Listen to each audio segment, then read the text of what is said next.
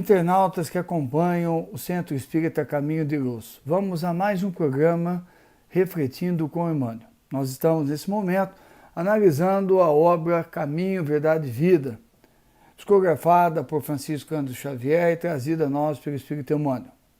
Nós vamos hoje tratar da lição 36, uma lição que nos chamou muita atenção, cujo título é Heresias. O texto é curto, e nós vamos deixar algumas sugestões de reflexões para que todos nós possamos utilizar no nosso dia a dia.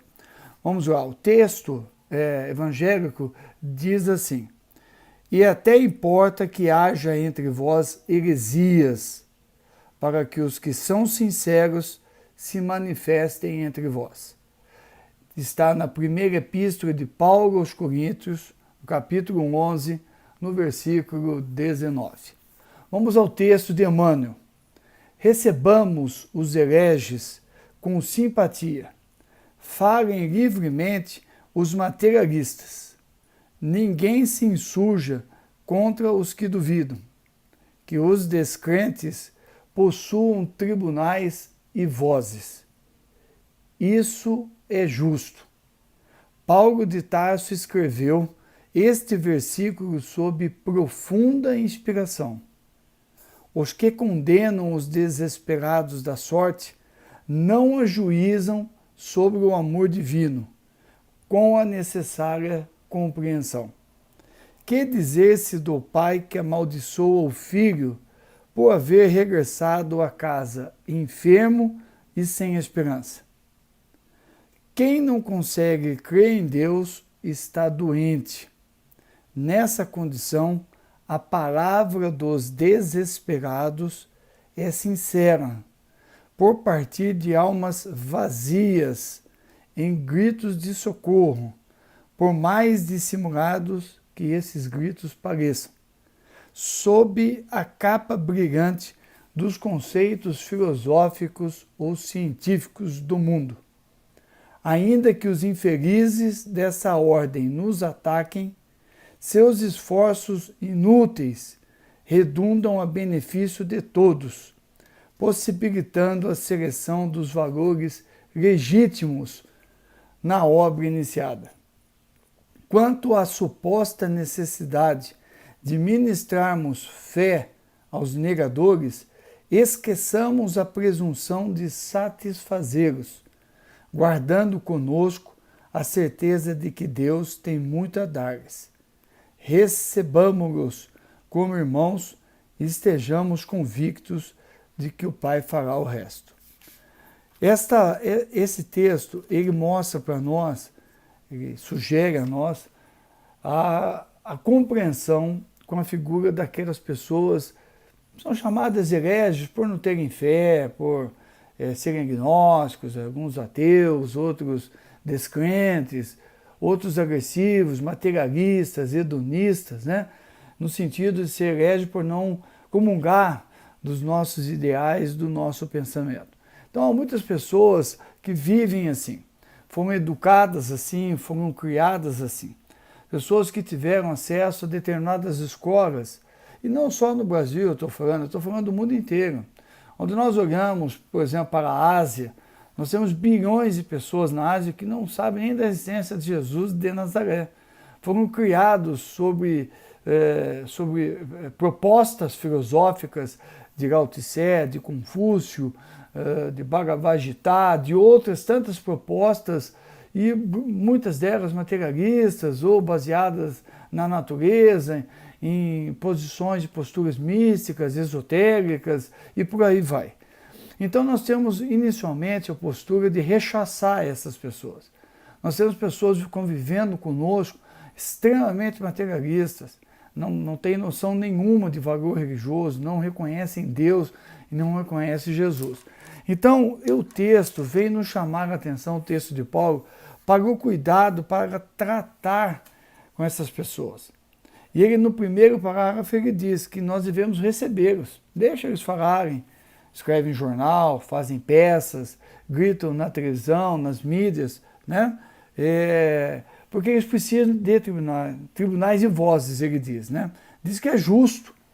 Eles têm o direito, porque na verdade, quando estão fazendo isso, eles estão dando um grito de socorro. Estão dizendo, ó, eu sou sincero, eu penso assim, eu não sou hipócrita e tal. Muitas vezes nós nos dizemos cristãos, nós dizemos que nós somos assim, somos assado, que nós pregamos a moral evangélica, que na verdade nós não conseguimos praticar ainda. Nós também estamos tentando. E eles, na sua sinceridade, estão dizendo, ó, eu não consegui, eu não conheço, eu não sei, e na verdade está pedindo socorro. Está pedindo que eu tenha paciência com ele, e quando ele se posicionar e eu tiver uma oportunidade, eu falar para ele daquilo que eu já conheço, que já me faz bem. Se eu rechaço, se eu critico, se eu fecho a porta, para que serve o meu conhecimento? Né? Eu costumo dizer que dia vai chegar, que nós vamos ter que receber na casa espírita, receber batendo nas nossas portas as pessoas que estão vivendo crime, que estão por aí tentando fazer o seu grito de socorro. Né? Como é que nós vamos reformar o mundo, transformar o mundo, se eu não atender a esses desesperados, ficar julgando, que é uma postura que eu já tive no passado. Em outras religiões eu já tive essa postura. Eu já fiquei na igreja rezando e deixei que as pessoas batessem cabeça, não atendi o necessitado, não estendi minha mão quando a pessoa me procurou. Mesmo no movimento espírita tem pessoas que têm essa postura. Quando pode estender a mão ao próximo, não estende, né? Não atende, não fala, não grita. Quantos médiuns silenciam? Médiuns que recebem informação e silenciam. Eu não vou falar nada para não me incomodar, com medo de cometer equívoco, e não levam a palavra à pessoa, não alertam a pessoa, não caminham com ela, né? E acabam sendo talvez tão menos sinceras do que os hereges, o materialista.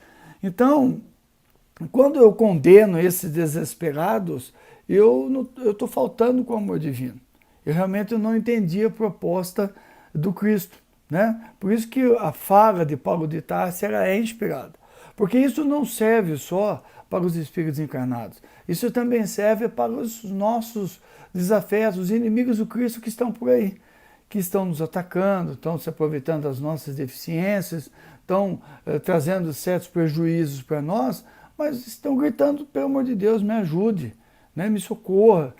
Quando eles são trazidos para o nosso campo mediúnico, para o campo magnético que o nosso perispírito cria, pela sua expansibilidade, na verdade eles estão sendo trazidos para um posto de socorro, uma enfermaria, porque eles estão pedindo socorro. Me fala alguma coisa, me diga o que eu tenho que fazer.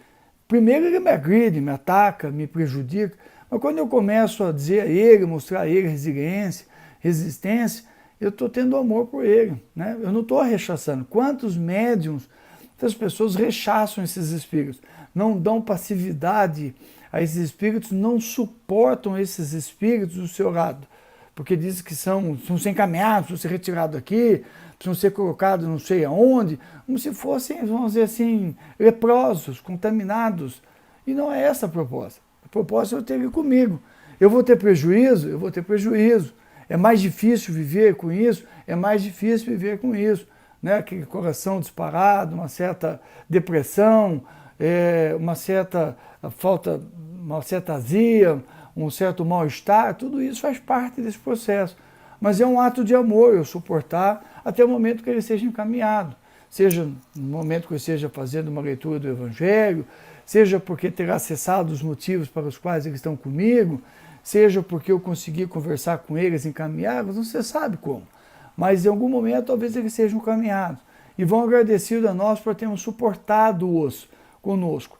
Então, não é só para os encarnados, aqueles que eu citei, né, que através da imprensa, do rádio, da música, do teatro, da arte, da cultura, do jornal, da televisão, acabam transformando, transformando aquilo num palanque materialista, hedonista, que nos agridem, que falam de nós, agridem as religiões, os religiosos, enfim, que tem uma conduta debochada, que nos ofende, nos agride. A gente já sabe disso.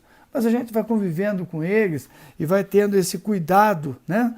E como diz essa frase que Emmanuel fala, né? Que dizer-se do pai que amaldiçoou o filho por haver regressado à casa enfermo e sem esperança. Nós vamos dilatando a nossa visão e entendendo que nós temos que atender esses habitantes da terra, né? Seja o encarnado, seja o desencarnado. Então, ele diz que eu preciso tomar cuidado para verificar que se eu não consigo atender essas pessoas, se eu não estou doente. Né? Isso é uma coisa que eu tenho pensado muito, quanto que realmente eu não estou doente por não atender essas pessoas, não estar com elas. Né? Então a palavra dos desesperados é sincera, ela não deixa de ser um grito de socorro que ele está dizendo para nós.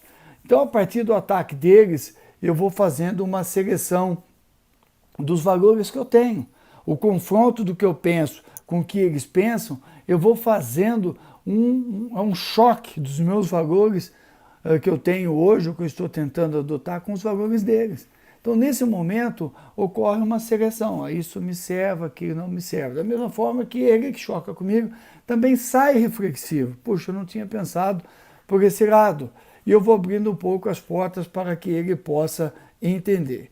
Então, vamos fazendo o que nós podemos, vamos tendo a mudança da nossa conduta, vamos trabalhando para modificar a nossa forma de ser, vamos fazendo o trabalho silente de estudo do Evangelho, vamos modificando o nosso entorno e vamos acolhendo essas pessoas, para que elas possam, com a nossa mudança, talvez ter um pouquinho de esperança. Muito que está ocorrendo hoje é que nós estamos perdendo a esperança, que nós vamos vendo tanta coisa acontecendo, tanta coisa que parece que não está andando para frente, que a gente às vezes perde a esperança. Puxa vida, para onde vai? Eu não posso perder essa esperança. Eu tenho que ir mantendo a confiança em Deus, em Jesus, que está tudo certo. Vou fazendo as minhas escolhas, vou tomando as minhas decisões de acordo com aquilo que eu tenho de valor e vou mostrando a esses desesperançados que eu mantenho a confiança, a despeito de tudo que ocorra, eu mantenho o meu trabalho na seara espírita, eu mantenho o meu evangelho no lar, eu mantenho o meu estudo, eu mantenho as minhas lives, eu mantenho a minha fala, eu vou falando do bem e vou chegando ao coração dessas pessoas de uma forma humilde, de uma forma singela, de uma forma muito simples, mas com o meu contributo. E o resto, Deus fará o que pode fazer. O trabalho é nosso, mas a colheita é de Jesus. Só nos cabe trabalhar. Fiquemos em paz, Jesus conosco sempre.